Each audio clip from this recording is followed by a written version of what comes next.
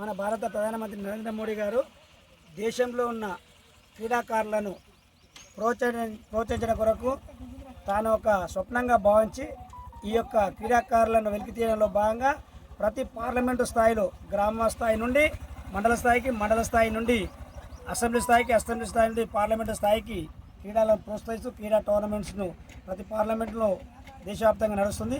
ఇందులో భాగంగా మన పాలమూరు పార్లమెంటు పరిధిలో ఈ యొక్క కార్యక్రమాలు ఈరోజు డికే అరుణమ్మ గారు నారాయణపేటలో ప్రారంభిస్తారు. దాంట్లో భాగంగానే మన మిడ్జిల్ మండల కేంద్రంలో ఈ యొక్క క్రీడలను మనం ప్రారంభించుకుంటున్నాం.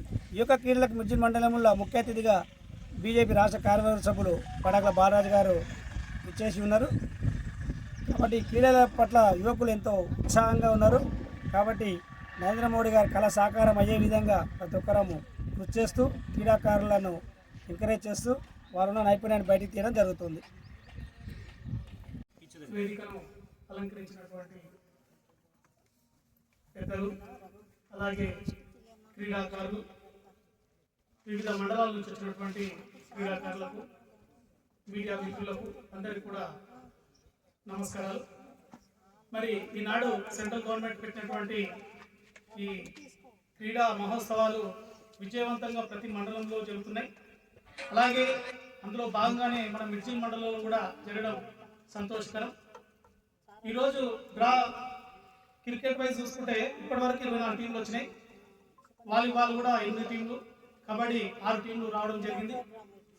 క్రికెట్లో కూడా మనం ఈరోజు ప్రారంభిస్తున్నాం కాబట్టి డ్రాస్ కూడా కంప్లీట్ అయింది. అయితే మండల్ తర్వాత మనకు కాన్స్టిట్యున్సీ లెవెల్ ఉంటుంది. కాన్స్టిట్యున్సీ లెవెల్లో ఖచ్చితంగా మెయిన్ ప్లేయర్స్ అంటే బెస్ట్ పర్ఫార్మెన్స్ ఇచ్చినటువంటి ప్లేయర్స్ను సెలెక్ట్ చేయడం జరుగుతుంది. ఇక్కడ సెలెక్షన్ కమిటీ ఉంటుంది.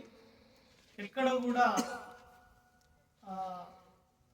ఎలాంటి ఏమంటారు అవకతవకలు జరగకుండా, ఎందుకంటే మిడ్జిల్ మండలం నుంచి మంచి టీం వెళ్ళాలని మాకు పైనుంచి కూడా